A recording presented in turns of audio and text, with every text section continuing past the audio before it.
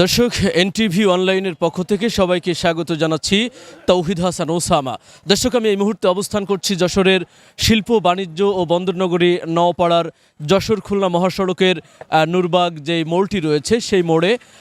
আপনারা অনেকেই জেনে থাকবেন গত 8ই মে বুধবার প্রকাশ্য দিবালোকে নওপাড়া বাজারের বিশিষ্ট ব্যবসায়ী অত্যন্ত জনপ্রিয় একজন মানুষ আনিসুর রহমান আনিসকে নির্মমভাবে হত্যা করা হয় এবং তিনি চিকিৎসাধীন অবস্থায় 9 মে সকালে খুলনা থেকে ঢাকায় নেওয়ার পথে মৃত্যুবরণ করেছিলেন। তো এই ঘটনার পর থেকে কিন্তু উত্তাল অবস্থা বিরাজ করছে শিল্প বাণিজ্য বন্দরনগরী নওপাড়ায়। আমরা তারপরেই দেখেছিলাম যেদিন তিনি মৃত্যুবরণ করেছিলেন সেদিন নওপাড়াতে বিক্ষোভ মিছিল অনুষ্ঠিত হয়েছিল সার সিমেন্ট খাদ্যশস্য কয়লা ব্যবসায়ী সমিতির উদ্যোগে। গতকালকে কিন্তু এখানে এই যে আমি এখন যেখানে দাঁড়িয়ে আছি এখানে একটি বড় সমাবেশ হয়েছে, বিক্ষোভ হয়েছে।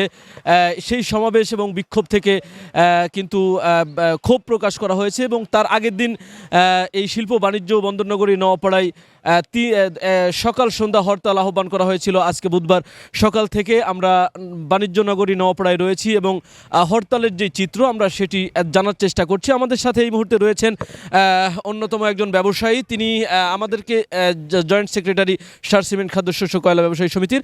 আপনি একটু জানাবেন সকাল থেকে আপনাদের হরতাল কার্যক্রম কেমন চলছে, পিকেটিং করেছেন কিনা, কোথায় কোথায় আপনারা ব্যারিকেড সৃষ্টি করেছেন? ওসামা, আপনি এনটিভি প্রতিনিধি হিসাবে সকালবেলার থেকে আপনি নওপাড়ায় 6টার থেকে আমি দেখতে পেয়েছিলাম আপনি 6টার পরপরই আপনি রাজপথে অবস্থান নিয়েছিলেন দেখার জন্যে আজকের এই প্রোগ্রাম। আমরা সকাল 6টার থেকে আমরা হরতালের সপক্ষে আমরা প্রচার মিছিল হরতালের সপক্ষে ব্যবসায়ীরা রাজপথে প্রদক্ষিণ করেছে এবং আপনি ইতিমধ্যেই বলেছেন যে গত 9ই মে আনিসুর রহমান আমাদের সার ব্যবসা এবং কয়লা সমিতির সম্মানিত উপদেষ্টা তিনি প্রকাশ্যে দেবালোকে খুন হয়েছেন, কিন্তু আজ পর্যন্ত যে প্রধান আসামি তাকে আজ পর্যন্ত প্রশাসন গ্রেপ্তার করতে পারে নাই।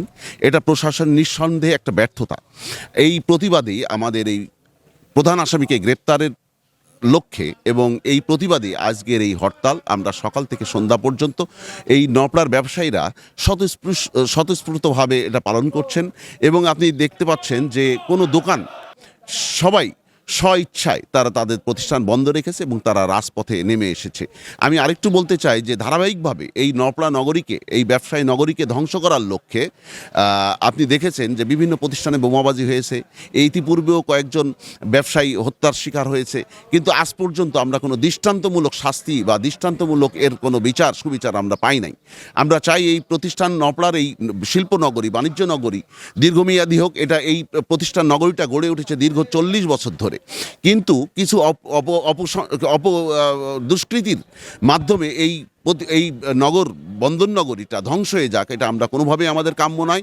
আমরা এই নগরীকে রক্ষার স্বার্থে আমরা সর্বোচ্চ নিয়োগ করব। আমরা এখানে চাই প্রশাসনকে অল্প সময়ের মধ্যে এই সন্ত্রাসীদেরকে গ্রেপ্তার করতে হবে। আপনারা দেখেছেন এই বন্দর নগরী নওপাড়াতে এবারে অনেক ব্যবসায়ীরা নওপাড়াতে মাল আনে নাই। আমার ধারণা এবারে নওপাড়াতে কমপক্ষে 100 ব্যাসেল মাল নওপাড়াতে কম হয়েছে, যার কারণে এই শ্রমজীবী সমন্বয়ের শ্রমিকরা প্লাস ব্যবসায়ীরা কোটি কোটি টাকা ইনকামের থেকে বঞ্চিত হয়েছে। যে কারণে আমরা প্রশাসনকে আবারও অনুরোধ করব এই সন্ত্রাসীকে স্বল্প সময়ের ভিতরে গ্রেপ্তার করেন এবং নওপাড়াকে শান্তিপূর্ণভাবে যাতে ব্যবসা করতে পারে। এই মুহূর্তে নওপাড়ার যারা বাইরের বড় বড় ব্যবসায়ীরা আছে তারা ব্যবসা গোটানোর চিন্তা করতেছে, যে কারণে আমাদের দেওয়ালে পিঠ থেকে গেছে। আমরা কিন্তু আজকে এই রাস্তায় নামতে বাধ্য হয়েছি।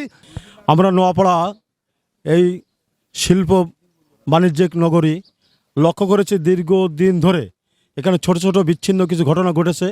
বিভিন্ন ব্যবসায়িক প্রতিষ্ঠানে বোমা হামলা হয়েছে। এর ধারাবাহিকতা সেই ছোট ছোট অপরাধীগুলোদের যখন সাজা হয়নি তখন বৃহত্তর একটা দুর্ঘটনা ঘটেছে। নোয়াপাড়ার ব্যবসায়িক ফাউন্ডার হিসেবে পরিচিত আনিসুর রহমান সাহেব, যিনি অনেকগুলো প্রতিষ্ঠানের সাথে সংশ্লিষ্ট রয়েছেন, তাকে প্রকাশ্যে দেবালোকে যখন কুপিয়ে হত্যা করা হলো তখন ব্যবসায়িক নয় কোনো সাধারণ মানুষও এখানে নিরাপদে চলাচল করতে তারা অনেকেই শঙ্কিত, অনেকেই তারা এখানে ভাবছে যে কোনো মুহূর্তে যে কোনো দুর্ঘটনা ঘটতে পারে।